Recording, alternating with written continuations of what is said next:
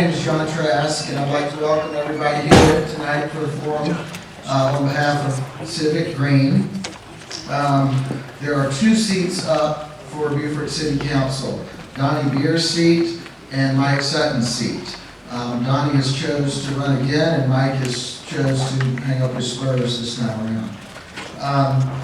I'm going to introduce the candidates.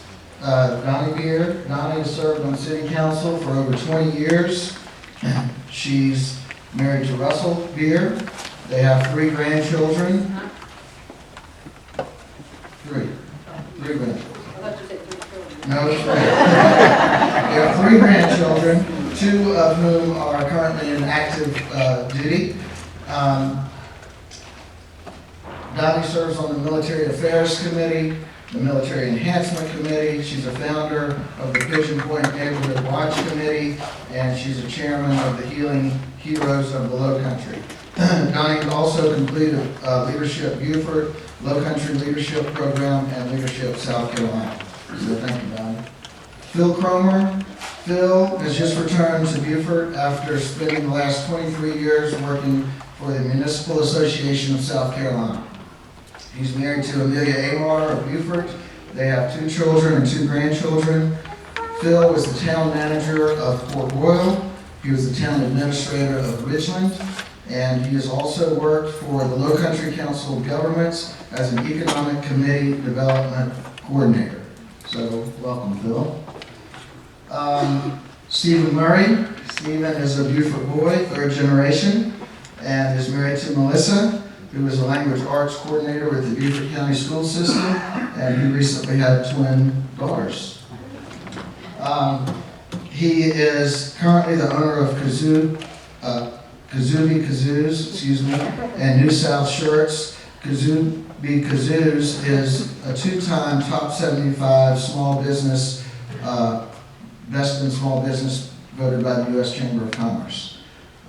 He is a graduate of Leadership Beaufort also. He is the past chairman of the Chamber of Commerce.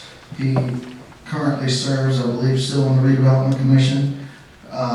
He is the president of Leadership Beaufort Alumni Association and co-chair of the Blue Ribbon Task Force for Economic Development. Mr. Bill Rao, welcome. Mr. Bill Rao, Bill is no stranger to politics, and he has served on City Council from 1992 to 1999. Bill also served as the mayor of Beaufort from 1999 to 2008. He's married to Sarah Sanford of Beaufort.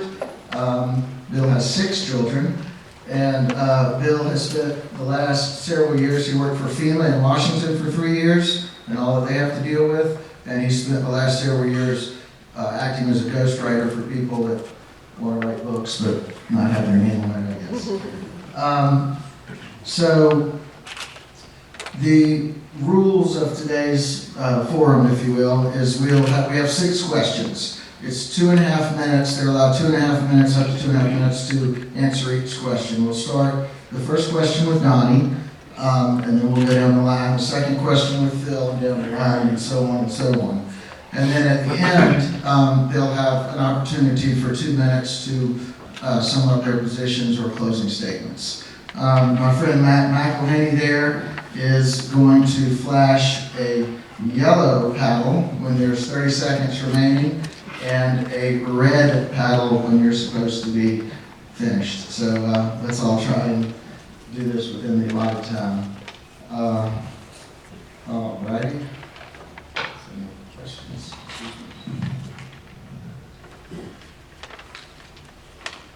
It's like the Academy Awards here. Never thought this moment would come, Dean.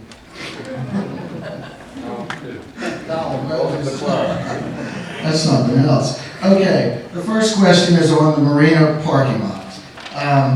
And most of you have a sheet so you can follow along, but I'm going to go ahead and read the statement prior to the question and the question. The city recently reconsidered an initiative they urged the Redevelopment Commission to put forth, allowing private development of the public marina parking lot. Much of the city's reconsideration can be attributed to the public's overwhelming desire that the land remain in public hands and develop as an extension of Waterfront Park, a plan known as the Sasaki Plan. The City Council approved in 2002. However, the city's current master plan clearly shows this as a heavily developed area. So Donnie, the first question I'm going to let you come up here is, which vision do you support and why?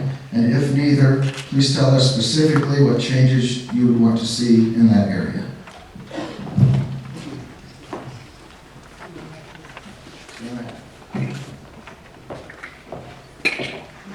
My support of any development in the marina parking lot or any part of the marina area will have to be tied to the upgrading of the marina buildings, the improved day dock, and the improvement of the big docks.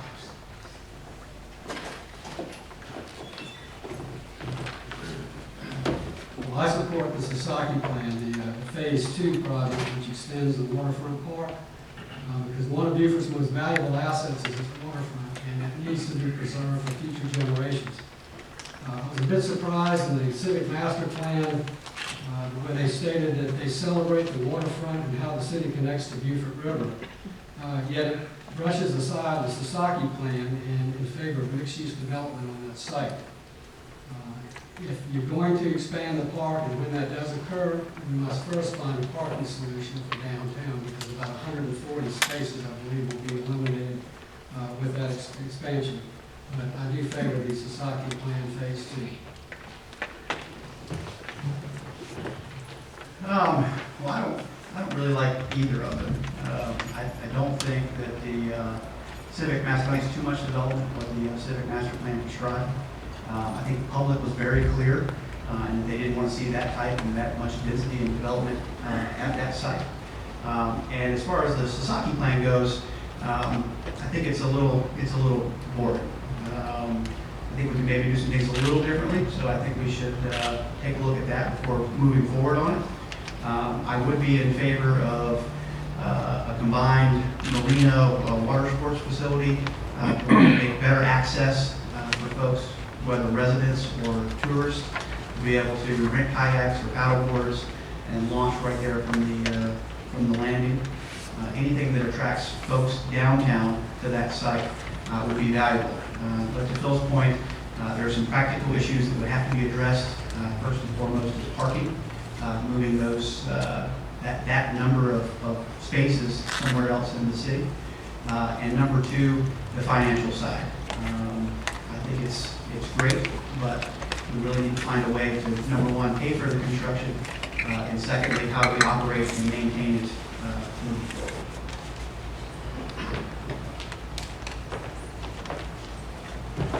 Well, first of all, thanks to Civic Green for putting this on. I think it's very nice to do, and this is really the issue that brought Civic Green together, I think. So it's a pretty important one in this group.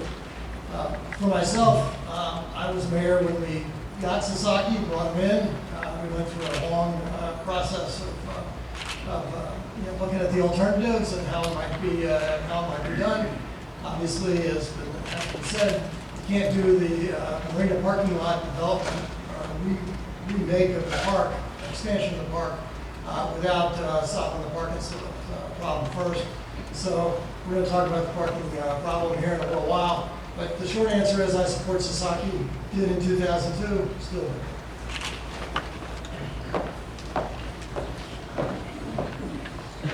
Thank you all. The second question is going to talk about the civic master plan. The city spent almost $2 million with the Lawrence Group to master plan the city, creating what is known as the civic master plan. However, the plan includes few details as to implementation. For example, it contains numerous illustrations of new and renovated buildings in the northwest quadrant, but includes no discussion of how this revitalization will occur. Similarly, it outlines an entirely new neighborhood on Whitehall, but does not include how this growth will occur. Moreover, it details a vast array of green networks, transportation infrastructure, and new civic uses, but provides no methods by which these public improvements may come to fruition. So the question is, now that the city has spent this amount of money on this document, how do you think it should be transitioned to an actionable plan? In other words, What do you think are the most crucial items in the civic master plan, and how do you propose to transition them into actionable, measurable steps?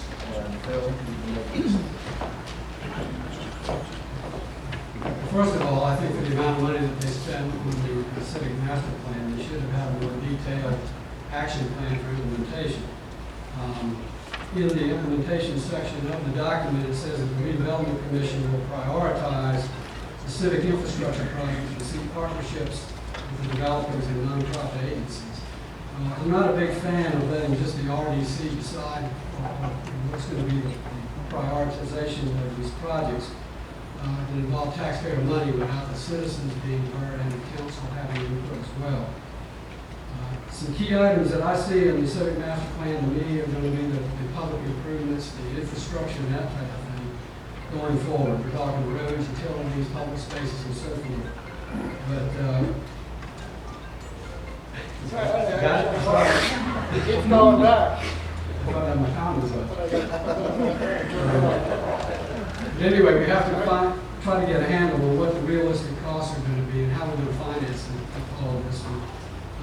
It's going to be overwhelming. A couple other things in the plan that I found that might not be practical or feasible is what they call road diets. In other words, they're going to narrow the streets. Well, if you narrow the streets all over town, you're going to create gridlock, more traffic congestion. We already have a problem if you go out around Beverly Curve in the afternoon. You know what you're running into there. One thing I found surprising too is that the downtown parking garage was not very high on their priority list. And I think that's an important project that needs to be addressed, and we'll talk about that in just a minute. But it was not very high on their list. Not all areas in Beaufort, in my opinion, are suited for this mixed-use, walkable character that's suggested by the plan. The illustrations that you see in looking at this thing reminds me of Celebration, Florida, and it's too much like Disney. I think Beaufort's we've got a uniqueness and all that we don't want to see destroyed. Make everything look the same. So that's my take on the civic master plan. Whatever we do is going to be, there's no silver bullet. It's going to take a lot of collaboration and ways to fund this thing.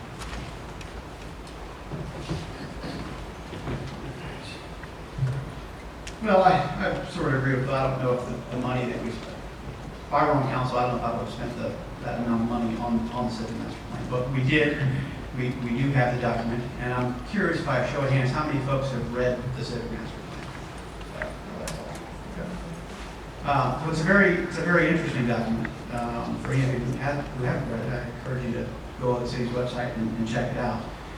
But first and foremost, I think we need to stand our form-based code committee back up, and we need to find the right balance between our current Euclidean zoning and our form-based code, what we're going to create called the Beaufort Code. From there, we need to look at our complete regulatory framework, which is pointed out in Chapter 10 of the Civic Master Plan, with the goal of making it easier to interpret for both the private developers who want to invest in the city and our staff and volunteer boards and commissions that review and work through the approval process. It's a plan, and I think it's the city's default position. And as General Robert E. Lee said, the plan is only good until the first shots are fired. And I think we're seeing some of that now with the Boundary Street form-based code. We've got a private developer who's investing money and trying to move projects forward. And when we deal with physical and financial realities, not all the time does the plan make sense. And so at the council level and at the staff and regulatory level, we have to be able to sit down with our partners and make sure that while encouraging development, we also make sure that we're looking out for the aesthetic that we all appreciate here in the Low Country. So first we need to work on the regulatory side. From the public side of infrastructure projects, I think the first and highest priority is the Boundary Street project. The money is in the bank for that. The plan is designed. We've got a substantial amount of federal grants for that. After that, we need to focus on our existing infrastructure, things like Southside Boulevard sidewalks. The plan for Southside Park is finished. We need to prioritize that, and waterfront park repairs. All these projects should go on the capital improvements plan. We should bring as many stakeholders that would like to participate into the room to put projects on the capital improvements plan, and we should assign funding sources, timelines, and stakeholders who will be involved. And then on the private development side, we ought to continue to look at projects. Thank you. 2.5 minutes, fast. Well, it's hard to figure out who was driving the train on the civic master plan when you look at the website, because it looked like the redevelopment commission, that's who supposedly was in charge of it. So I would say that the redevelopment commission needed to take a closer look at what they were doing and how they were instructing the consultant right from the start. I read through it last night, hadn't read through it for a while, and it's clear to me that there were about, if there are 6 new ideas in there, I missed 4 of them. If you've read the northern area plan that the county did about 5-6 years ago, if you've read the most recent comprehensive plan of the city, if you've read the Boundary Street master plan, basically what you have in the civic master plan is an amalgamation of the ideas that are in there. Some of them, they missed a couple, and a lot of what I would call clip art from other communities where this group has worked. So there are not a lot of new ideas in there. The 2 that I noticed were the senior housing on Bladen Street, which probably the property owners on Bladen Street would have come up with, and to be selling, to have a kind of a node, a commercial node along the Spanish Moss Trail, which I guess would probably go at the Depot Road area. And I imagine my experience is that property owners are pretty inventive about finding ways to convince the city that something might happen. And I'm going to guess that both of those ideas would have been advanced by the property owner. They missed a couple of good ones. Nobody's talked about this one in a while, apparently. The reason the city moved City Hall to where it was next door to the county is to form what is a civic center. Subsequently, an extraordinary thing has happened, which is the Piggly Wiggly is closed up, and there's an opportunity there to put the third leg of the stool in, which is the school board. And that way, the government all goes in one place. So they lost that one. The end of Green Lawn is off the park altogether. You can't find it. It just got lost. I would say spending $2 million on that was madness. The purpose of the civic master plan is to identify and prioritize the allocation of public investment in the city's infrastructure. The civic master plan has already been put to use.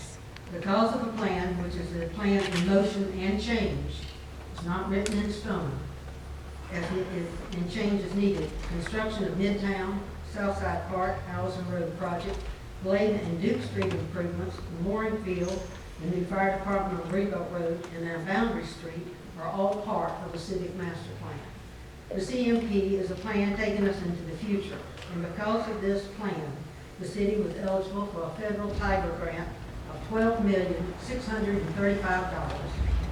Other funding was the local state non-federal share of $7,819,654, and TIF 2 of $6,443,470, for a total of $26,898,240, which is a budget for the projects to include the Boundary Street redevelopment project.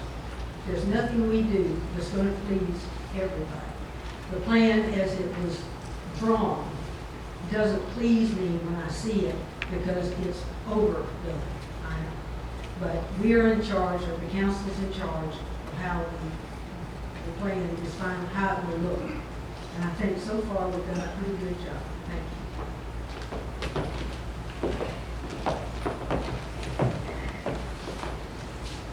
Okay, thank you all very much.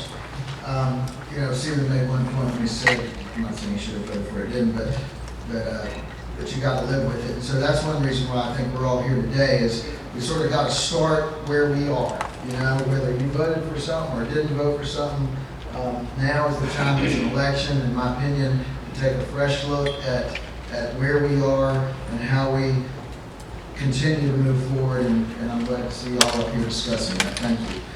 So the next subject is going to be on parking. And there have been cries of a parking problem downtown for decades, as we well know. The Civic Master Plan calls for a parking deck downtown on the block bordered by Charles, Port Republic, Craven, and West. Structured Parking Solutions currently has an option on this property, and they are analyzing capacities and financing options. So the question is, Stephen will be the first to tackle this one. If you do support a parking garage at this location, how should the city go about making this project happen, including paying for it? If you don't support this, what's your alternative plan to provide for the city's ongoing and future parking needs? Well, I go downtown 3 or 4 days a week. My house in Pigeon Point and my businesses are out in Buford Industrial Village off of Burton Road. And depending on the day of the week, I have a different opinion on whether or not we have a parking problem. Some Tuesdays I'll go down and I pull up right in front of Clum's to have lunch and thinking, I have a parking problem, it's pretty good. And other days I go down and you have to park 2 blocks and walk 2 blocks. But I do think we are going to have a parking problem. And I think 2 factors are going to make it happen sooner rather than later. I think you've got private developers taking private spaces out of the marketplace, so that reduces capacity. And then I think you have occupancy with tourist trips, both from Paris Island and private travelers, is increasing demand. So when you reduce capacity, you increase demand, it sets up a recipe for some unfavorable conditions that I think will eventually hurt downtown businesses and employees. So it's something that's going to have to be addressed. I do support it on this site. I think it's the best spot in town due to its size and its geographic location in Bay Street. I would be interested in seeing Parking Solutions capacity numbers and financing options. Being a small business guy, I'm always going to come at it asking for the numbers.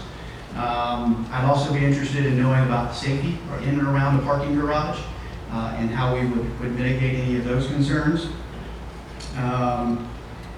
I think Civic Greens proposed an interesting idea that we would develop Whitehall Plantation and use property tax revenues to help with the construction. And I'd be interested in learning more about that. There may be some grant funding available, but I would not be in favor of raising taxes to build a parking garage. And I would have to see some pretty good numbers as far as ongoing maintenance and operations before I would ever want to put a shovel in the ground. Thank you.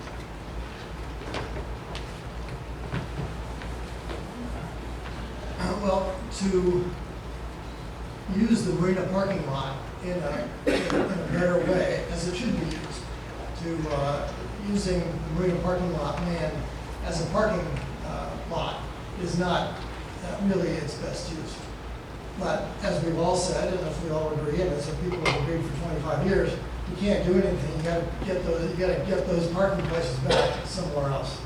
The obvious somewhere else is the proposal that's before us now. How to fund it? It's a public-private partnership. I don't know how to fund it.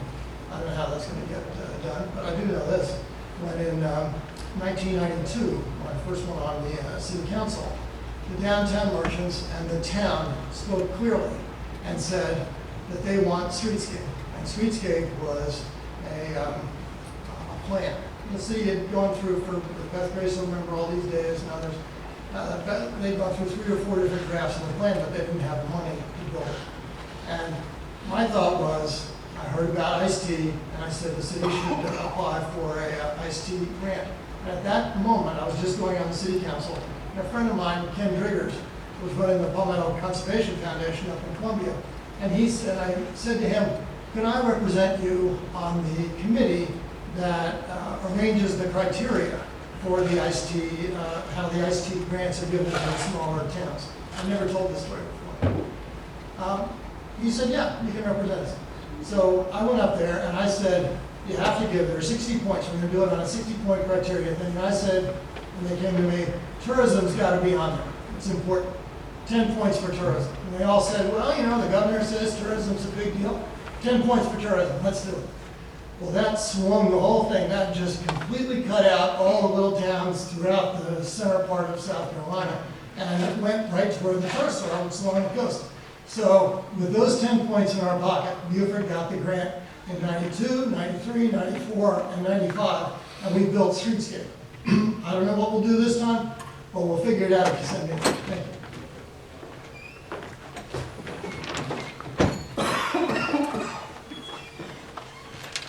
Being in the middle of a historic area, historic town that we love, want to protect, there are some things that are hard to visualize. And a parking deck is probably one of them. We need it, I agree with that, I will support it, but we've got some steps to go. We've got to have a plan. We've got to see the plan, and it has to be approved.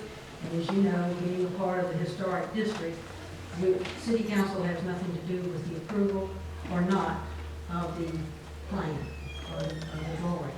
So financing has to be obtained, and I will be ready to give my full support. But given the present financial climate, I do not see the city being involved in the finance or the construction of a parking garage. That will have to be, I think, an individual's project. And I understand there are some good plans on the table, and we hope to see. I know we need one, I agree wholeheartedly, but we'll just have to wait until we see a plan of what it would look like before we can support it. I kind of agree with Stephen and the others on the need for some kind of parking solution. Is the parking garage the most feasible option? It looks to be that at this time. I think I would support it where it's located. It's as long as it fits into the historic district and meets those requirements.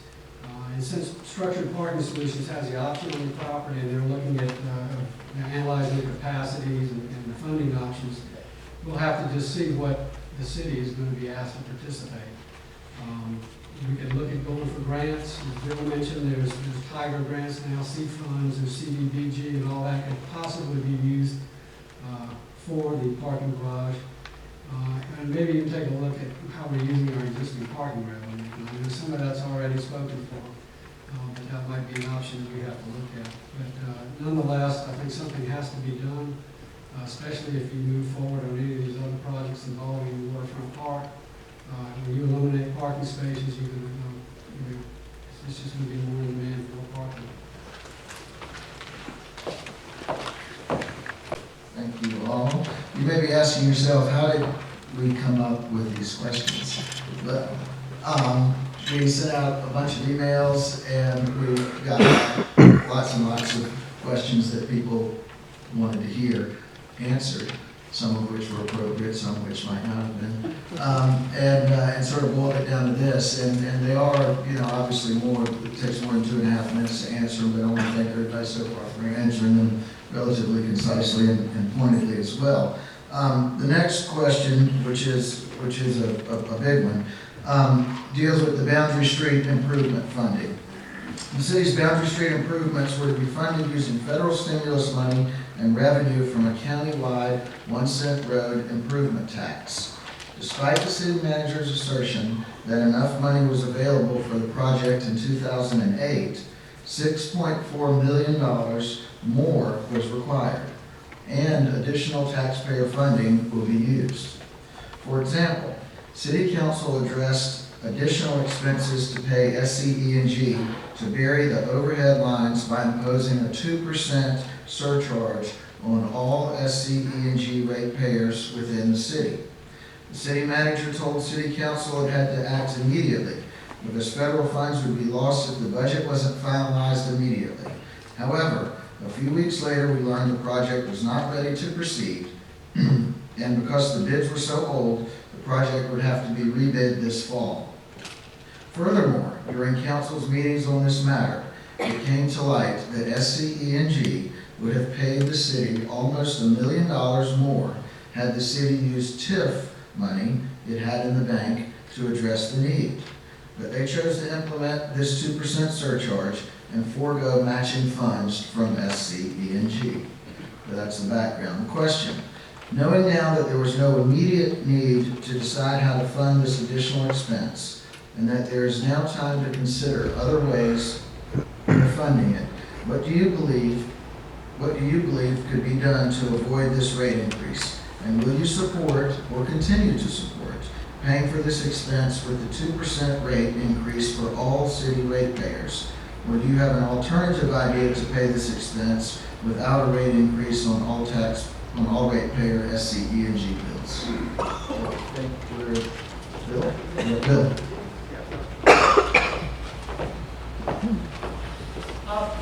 I'm gonna say again, I don't really know. You have to, this is such a complicated issue, the funding. You have to go there, and you have to learn what the facts are. And you've heard some of the facts in the paper. I bet you there are other facts we don't know anything about. So you have to go there and you have to figure it out. But I will say to you this, there's plenty of time, because there were two things. The Boundary Street plan was predicated on two improvements that haven't even started to happen yet.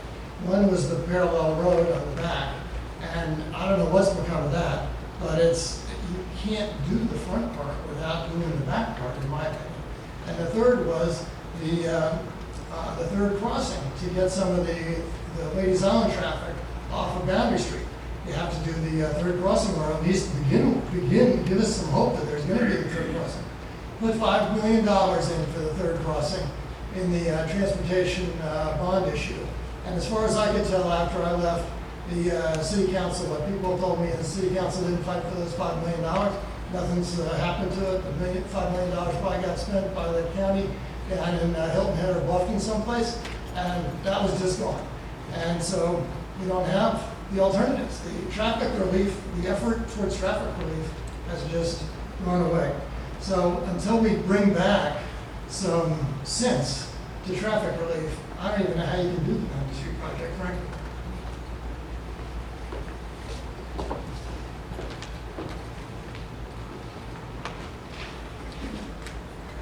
One thing that you can be assured of is the money for the Boundary Street project is there. I just gave you the figures that we have received.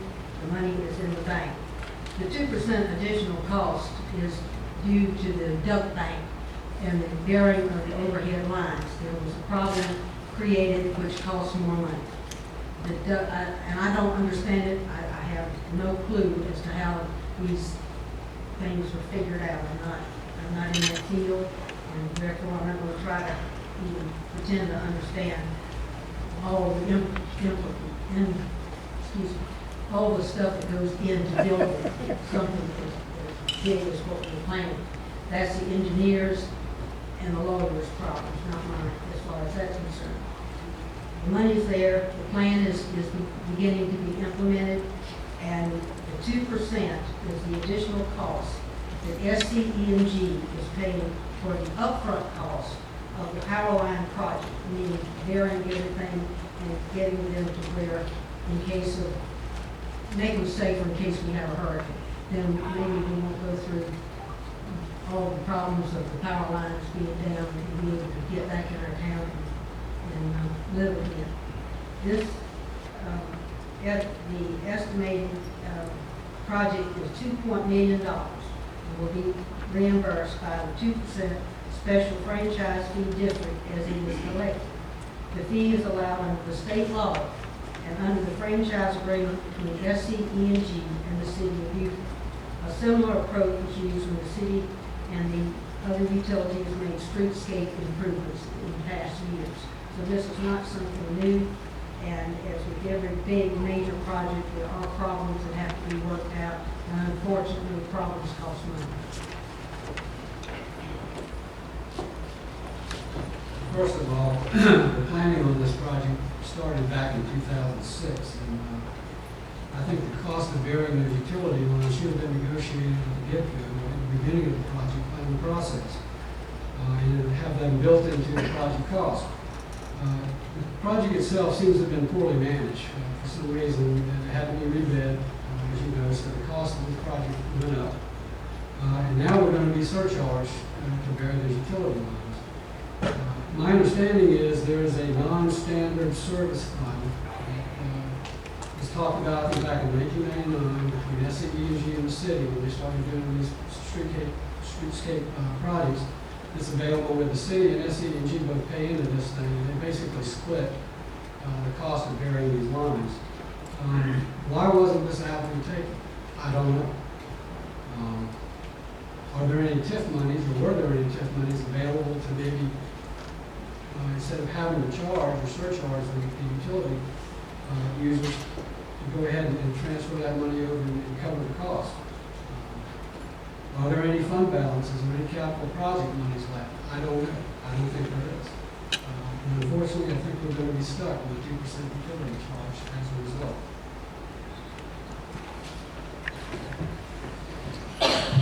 Well, this one frustrates me. It's one of the reasons I'm running for council, because I've seen time and time again at the city management level, there's no real sense of urgency on projects. And in my business, time is money. The more we drag our feet, the more it costs us. So we're always trying to instill in my people, let's be efficient, let's move as fast as we can on these projects and move things forward.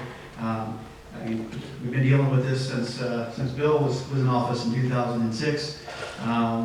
Unfortunately, I don't know what we can do about it. I've been asking around town because I get frustrated when I see the rate increases that SCE&G hits us with. It seems like every year, every other year.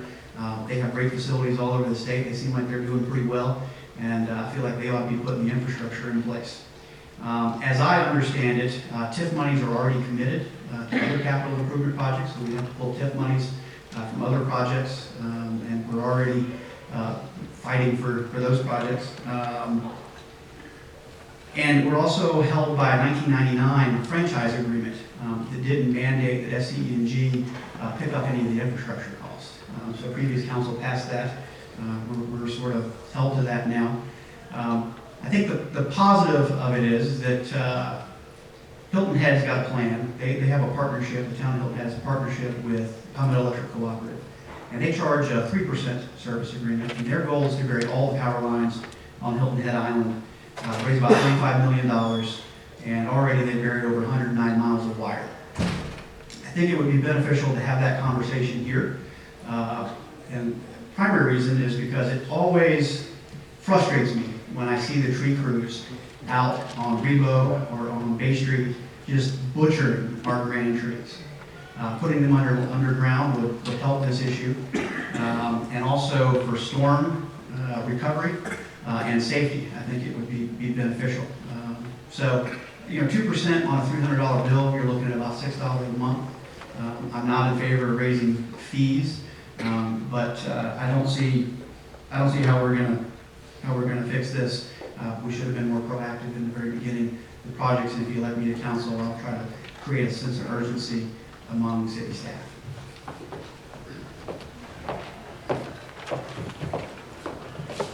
Thank you all again. And we'll see how this starts to unfold when these bids come back out, I guess, later in the fall. But that's a big issue we all need to follow. And to me also speaks to one of communication between perhaps the city manager. We will be getting a new city manager, as we're all aware of. But this issue particularly, I think, speaks to communication between the city and the other governmental agencies. I think that's a concern of all of these candidates up here tonight. The next question deals with the Beaufort Commerce Park. In 2012, the city spent over $2 million to purchase the Beaufort Commerce Park from the Low Country Economic Network, with the goal of furthering economic development for the city. City Council has been criticized for not having or implementing a specific plan to make the Commerce Park effective and productive, and as such, the funds spent on it have yielded no return. Citizens have asked, do we need to put additional money into it to create the infrastructure it needs, and if so, for what type of infrastructure? They've asked, how much will it cost to make it viable? Or do we simply need to sell it for whatever we can get and move on? What's our plan to make it happen? The question is, and we'll go back to Donnie, I believe now. The question is, what's your specific plan for turning this project into a success for the city? And how will you measure the success of your plan? The Commerce Park was bought with all the infrastructure in place for $1.8 million as a part of city building with funds of $1.3 million available. The balance is from the general fund for tax revenues from the debt mill. The purpose of council, when looking at the Commerce Park and the F-35 and all that it hopefully will bring to this community, was to boost economic diversity and seeking a future for our children to be able to come home after they get through school and have a place to work and live. And for the young Marines that are getting out of the service that are already trained in many of the aeronautical fields to have a place to stay here also. That's one of my dreams. I was so upset when all but one of my children and grandchildren had to leave Beaufort in order to find work. The part of the city's comp plan, it includes expanding the city's economic base while rooming its core areas through infill development.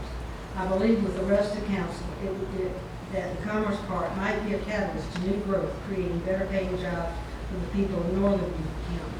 I also know that it will not happen overnight.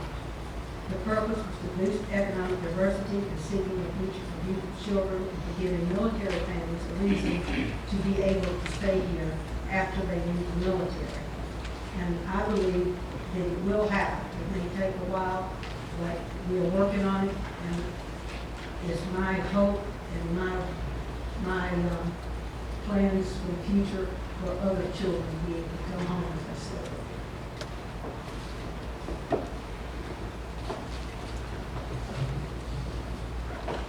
I scratch my head on this one.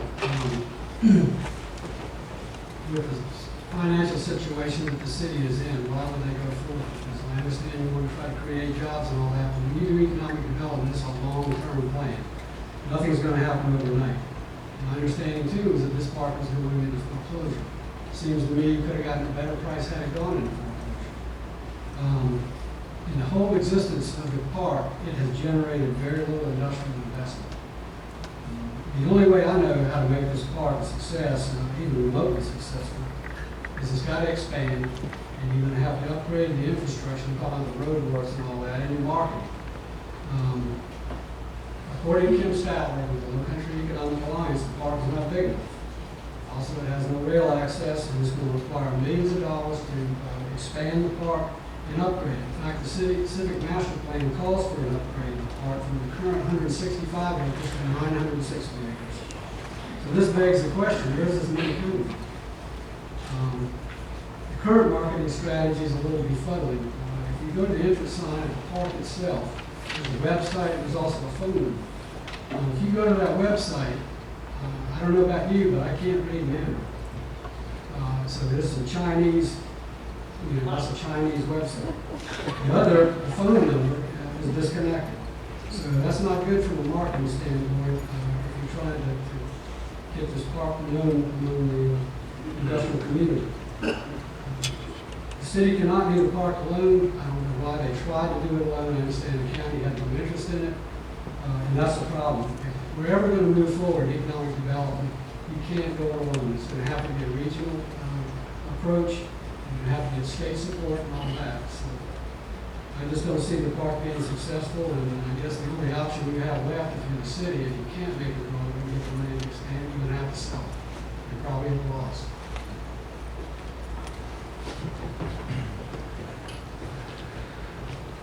Well, I advocated for the city to buy the park. I'm a native Beaufortonian. I grew up here. I graduated from Beaufort High School. A bunch of my friends, we went off to school, and a bunch of them would love to move back here, but they can't because there's a lack of economic opportunity here of careers that would pay them the type of wage that they would need to have a successful living and raise a family. I think it's unfortunate. I think over the last 5 or 6 years, we've seen our per capita income slide to $25,000 to $29,000 a year. While our average home cost is about $244,000 a year. So if you have 2 working folks in a house making $50,000 a year, how are they gonna afford a $244,000 house? When per capita income in the city of Beaufort is almost half of what the state average is, we should be ashamed of ourselves that we haven't tried to diversify this economy. In Beaufort County, manufacturing makes up 1/4 of 1% of our taxes. Most other counties in South Carolina, that's over 14%. That Commerce Park is the only industrially zoned property with infrastructure in Beaufort County. We put hundreds of thousands of dollars worth of infrastructure money in that property. And we've got to work harder to bring businesses here. I've got a 9-step plan. It starts with bush hogging the lot, make it look nice, change the Mandarin website, fix the disconnected phone number. You know, I think sometimes we have these silver bullet approaches. We buy this park and then businesses are going to flood in. But that doesn't work in government, it doesn't work in business. We often miss the blocking and tackling, and that's what we're missing out there. So we need to form a committee under the Redevelopment Commission that focuses on economic development. It sets a plan in place. We need to coordinate with our vendors at the Chamber of Commerce and plant the bug in every tourist who comes here. Hey, if you like to vacation here, would you consider bringing your business here? We need to meet with the LEA to determine the hottest prospects and a timeline for direct communication with those prospects and set goals for closing deals. We need to develop unique marketing ideas on why folks would want to bring their business here. And we need to review that annual report with benchmarks for goals. And after a set amount of time, if our partner is not successful after getting all the tools needed to do their job, then we need to find another partner. And success would be measured by the amount of jobs and the number of businesses they bring to Beaufort County. But we've got to get serious.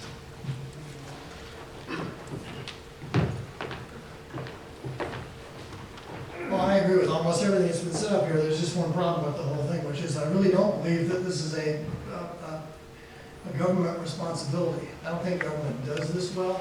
And Stephen's got some great ideas there, and I think we should go raise the money and run it. The private sector should run this part.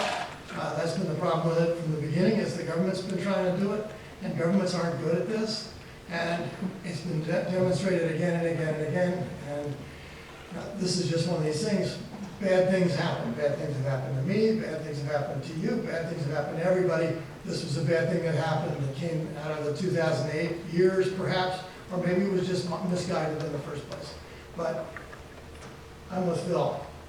Before the F-35 comes, Donnie seems to think it's going to be good when the F-35 comes.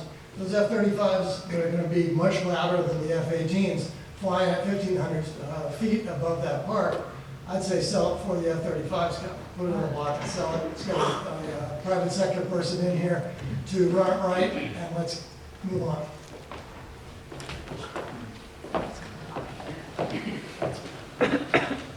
Thank you all. It appears though that the county is sort of changing their position and maybe going to a more regional approach if you read the paper, but this is obviously a issue that's very much in play. I've got a quick question. How many people in here, or is it everybody, actually live in the city of Beaufort and can vote? Okay, all right.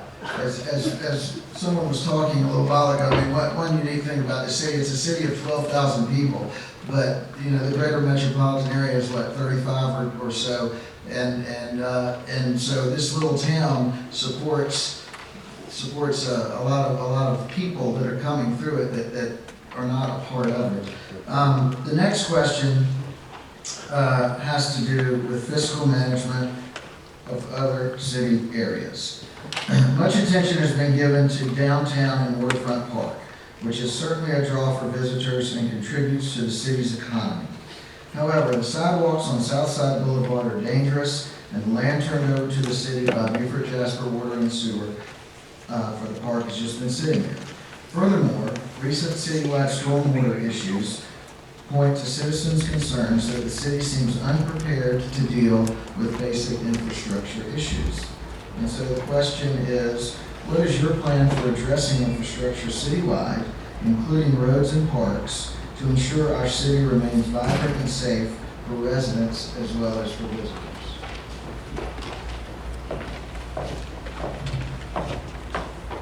First of all, as far as the roads and the parks and all that, I would conduct a citywide assessment, basically to determine their condition and to find out if there are any public safety or liability issues associated with them.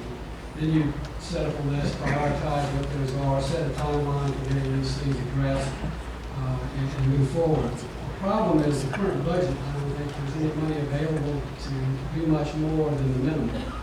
I think they've been sort of deferring maintenance for so long that we're going to have a big economic burden down the road and we have to repair all these things. What we'll need to do is take a look at what grant monies might be available. There are some that could address some of the road issues.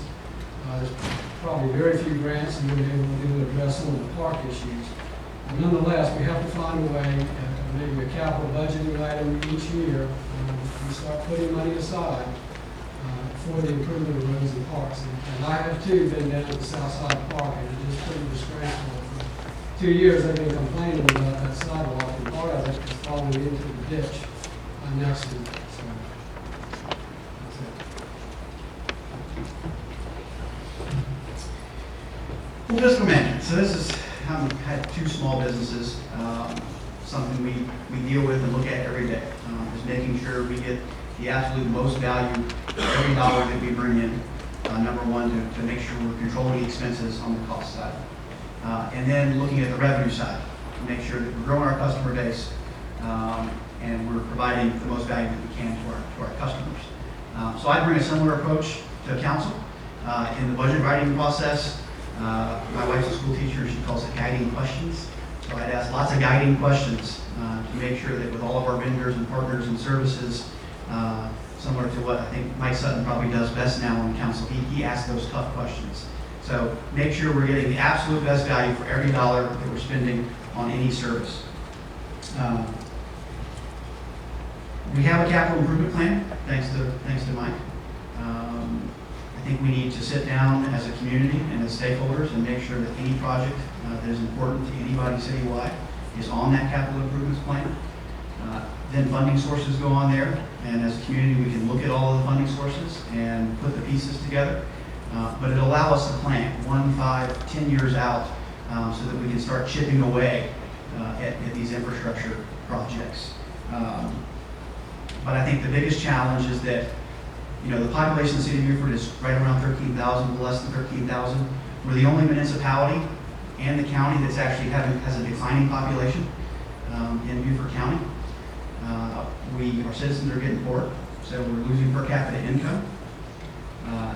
That's disturbing because our expenses are going to rise. No matter how well we control costs, our expenses are going to rise.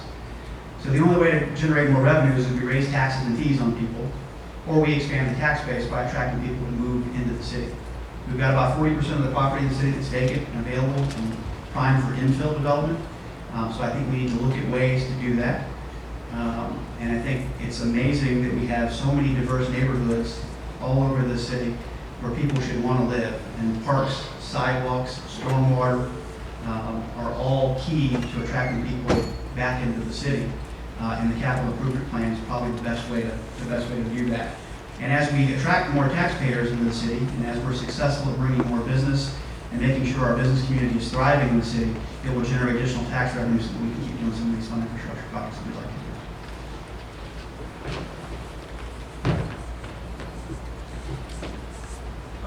I really hadn't intended to make this race in the beginning. It wasn't part of my long-term plan. And I changed my mind about that kind of at the last minute as I was driving to church one Sunday morning. And I saw the police pulling over 3 cars with guys with coats and ties on, kids in the back. And I realized that things had changed badly, and because that isn't something that Beaufort used to do. And you don't pull over people going to church. And if you pull over me, they'll go warn you when I'm going, you tell them to go to church. So obviously, to me, that made it obvious to me that the city was using the police department to get revenue and to keep the city safe. And I would like the city to use the police department only to keep the city safe. And that's the way it's traditionally been used. But that tells me the city has got serious financial problems. And you can see it in a number of ways, and it's been alluded to here as well. So the first step towards making improvements, capital improvements, I believe, is getting the city's fiscal house in order. We're gonna have to do that first, and it's not gonna be fun, it's not gonna be easy, we're gonna have to cut out pet projects. Been a lot of pet projects in the last couple of years, I'm sure everybody had lots of fun running through them, but that's gotta stop. We're gonna get back to the basics, because there's nothing more basic to a city than having a police department that is keeping the people safe. So when the USCB is on lockdown, Bridges is on lockdown, because there's some guy running around with a gun, we got problems, and that's just symptomatic, and there are a number of others, if you'd like me to go through them. So let's get the fiscal house in order, but meanwhile, I don't understand what's happened to Southside. It's the most basic thing that could be. All they really want is the walking trail that goes around. I mean, you talk to the people on the committee, that's what they want. And Southside Park is where everybody lives. Around it, within a mile or two of Southside is where everybody lives in this town. So why can't we just use public works or volunteers or figure it out? City, with a little bit of leadership, can figure out Southside Park and can get public works down there to fix the sidewalks that they put in, because David Todd wanted them, and he did a great job getting them. Let's just do some of the basic things, and then let's get the city's house in order, because we got a long way to go before we start dreaming big again.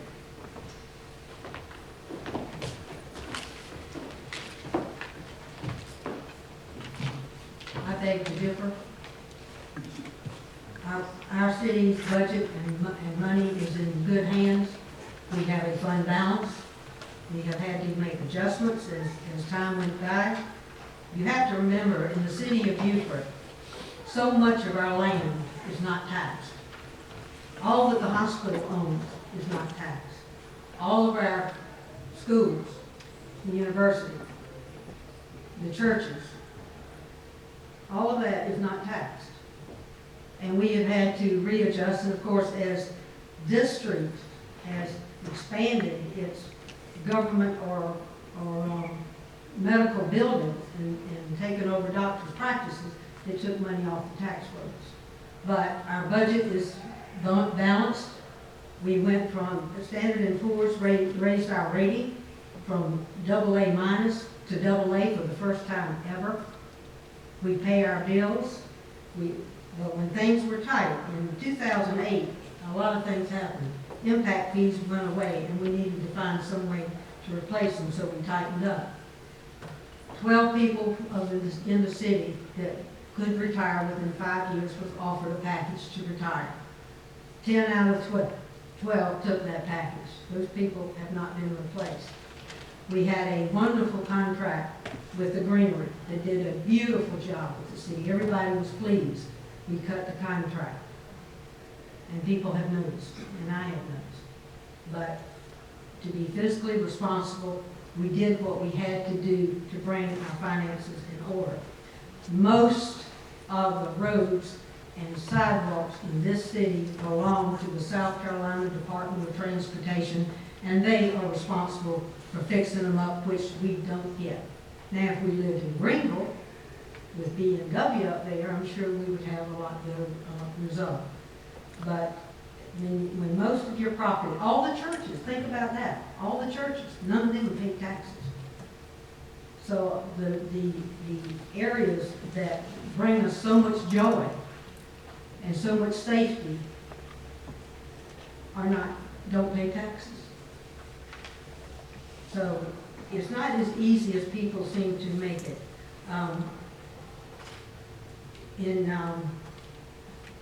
When Title 388 hit, that hit the school board bad.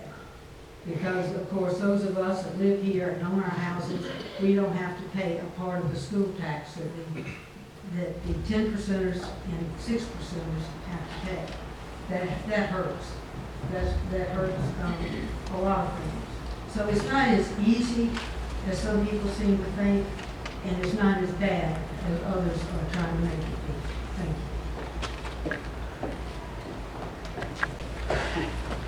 I'm a big believer in keeping these things relatively short and sweet. We're right on the hour mark. But I'm going to tell you what, we weren't planning on this, but if it's okay with you four up here, why don't we take one, maybe two questions. Hold on one second, Mike. I would want to be fair. So we'll do it in the same order. Let's try and limit it to one minute. But I would really prefer to have a non-politician ask a question. You're still a politician. I represent the whole city. My question will be for everybody.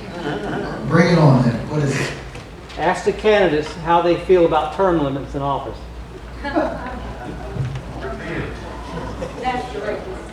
All of them.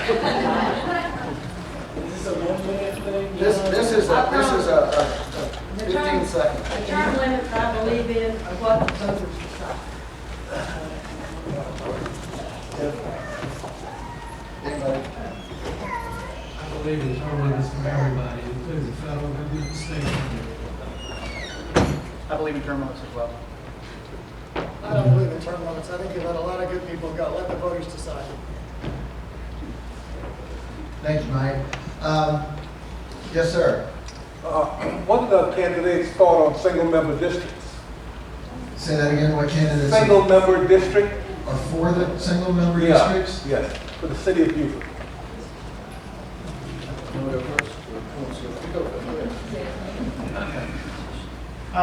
Single member districts. My personal opinion in the city, I don't think it's a good idea. I think there's a petition going around. I would sign the petition. I think citizens have a right to vote on whether they would like their municipality to be single member districts. I think single member districts make sense in larger geographical areas like the county. I spend a lot of time in the city of Beaufort. I'm all over the city of Beaufort and every neighborhood almost on a weekly basis. At the county level, you've got folks in Hilton Head and Bluffton.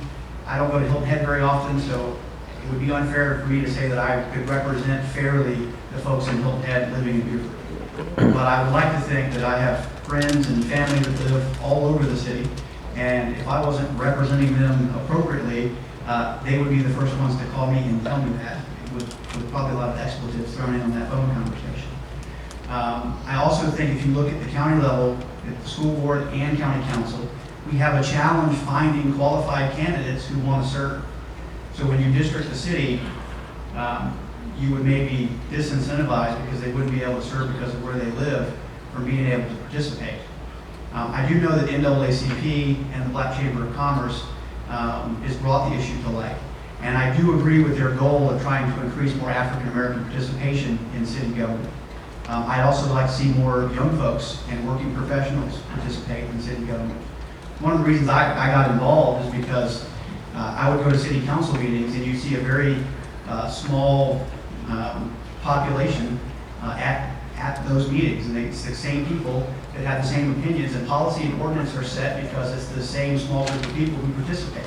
And that's what got me involved in participating. So I agree with the goal of trying to get more African American participation, but I think the state demographer has weighed in and said even if we split up the district and how it's proposed, you're only going to have about 50% minority in that district, and you really need a little over 62% to guarantee a minority seat. So I don't know if districting is going to achieve the goal, and it would split the city up and probably keep people who would run for money. Would anybody else like to comment? I'll just echo what's saying. Okay. One more thought. I say put it to a vote, and the reason is you can argue it both ways, and I would be careful were I the NAACP and the Black Chamber of Commerce for what I wish for, because if you end up with we end up with one district that's supposed to represent the African American community, then what do you have? You have four districts that are not supposed to. Right now, all of us are thinking, well, we want to represent the whole city, including the African American community. You take that away and say, well, here's representing a white district, you're representing a white district. You have four white districts and one black district, and then mayor at large, or however it's supposed to run. Are you helping? Is that better? You end up with a better result? As somebody who watches politics, I really wonder whether you do. So I say you can argue it either way. Certainly the Congress runs that way. The state legislature runs that way, the county council runs that way, the school board runs that way. Maybe it's America. I guess it is. And that's okay. If that's the way America runs, I'm good with it. So I say put it to a vote. All right, thank y'all. And the Black Chamber is having a forum Monday night, I believe, here. And then I think it's Monday night, the 20th. So stay tuned for that. Let's take one more question, and then we'll let them do their closing statements. Does anybody have one more? Okay. Well, thank y'all very, very much. Thank you, Kathy.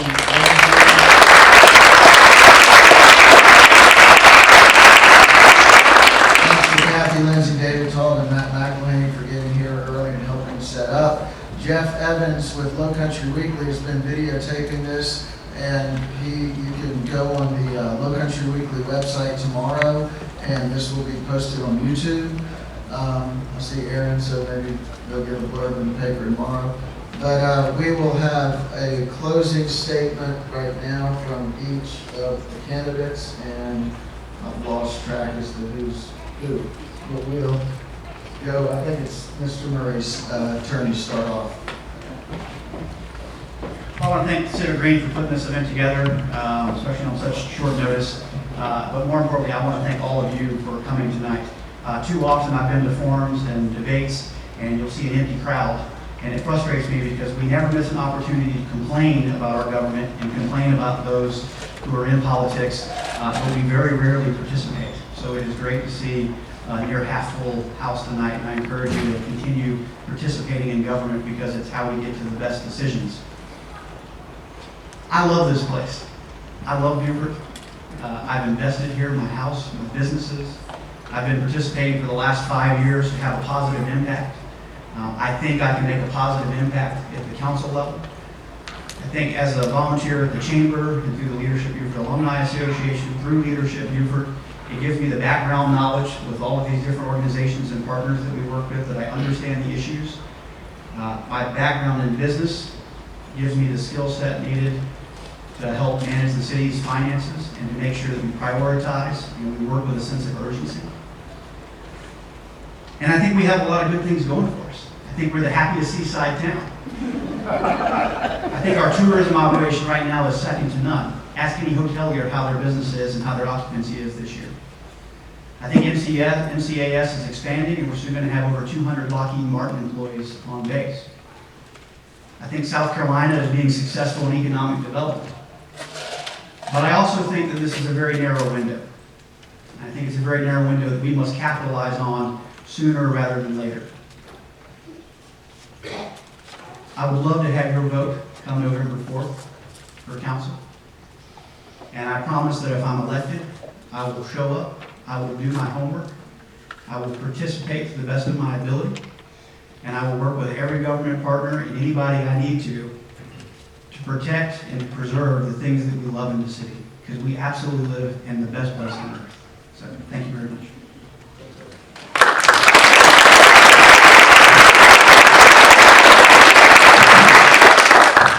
It's very nice to be back, and I've missed being here for the time that I was gone. It's very nice to be back, thinking about these issues again, and with the people here who are really delightful to visit with and to see again. So just on a kind of a sentimental note, it's just very nice to be home. We got tough things ahead of us as a group. Cities have some rough patches that's gone through here. And it's important that we all work together, that the county council works together with us, that Port Oil works together with us, that we all work together with the various other governments. That's something that I think when I was mayor, I hope that those who watched that said that that's one of the things that they did the best, is to work together with the other governments. And we need that. We need that more than ever now. And where there have been some fissures, they need to be corrected. So let's work together. Let's make it better. We certainly can. This is a great small city with a vibrant economy.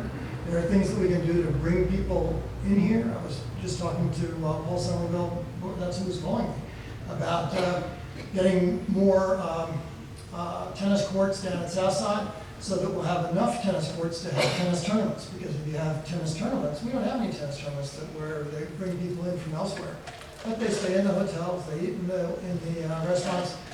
My approach is to do it in a small way. I'm not into the great big plans and the silver bullets. Let's pick it up a deal at a time.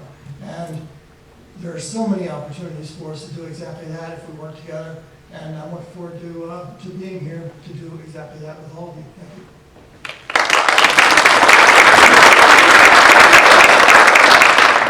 I want to thank you all for being here tonight. I want to thank Pacific Green for putting this on. But I mostly want to thank everybody that has allowed me to serve so long on Beaufort County, on the City of Beaufort Council. Some people think I've been there since Jesus was a baby, but it hasn't been quite that long. My cohorts in council remind me every once in a while, and I am the senior member of council, but that's okay too. You know, they say you can't teach an old dog new tricks, but I got news for you, you can. It has been my privilege to have served as long as I have, because I do love this town. I've loved it since I was a little girl, and that was one reason I couldn't wait to get back when we moved back here in 1970. It's been some bumpy roads, but I think we've done a good job. The city has advanced. It's true that we're just a little over 12,000 people, and we have lost some numbers.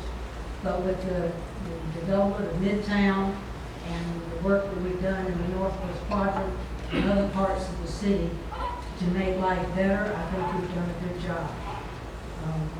We'll miss Mike Sutton. He's been a good member of council. He's done a lot to help with his expertise in building, and look forward to working with him again on the other plan. But I hope that you will consider voting for me again on November the 4th. And whether I win or whether I lose, I still love this town and the people in it. Thank you.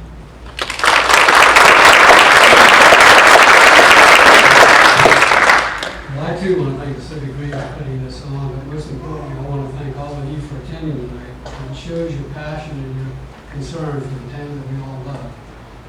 This election is an important one, because you're going to be electing 2 council members who are going to help guide the city for the next 4 years. And you're also going to be tasked with participating in the selection of a new city manager. To me, that's a critical position in city government. That person is going to be instrumental in addressing the issues and managing our responses to them. We need new ideas, we need new fresh perspectives to really address the problems that face the city. I believe that my knowledge and experience in local government will be helpful on council. So I ask that you please vote on November 4th. I would ask for your support as well. And if elected, I will listen. And like Stephen, I will do my homework. I'm retired, so I've got the time to do it. And I'll be fiscally responsible for your tax dollars. Thank you.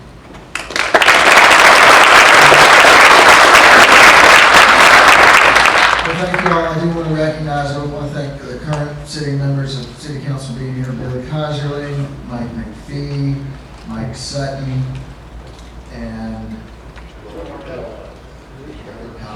George O'Kelly, my neighbor.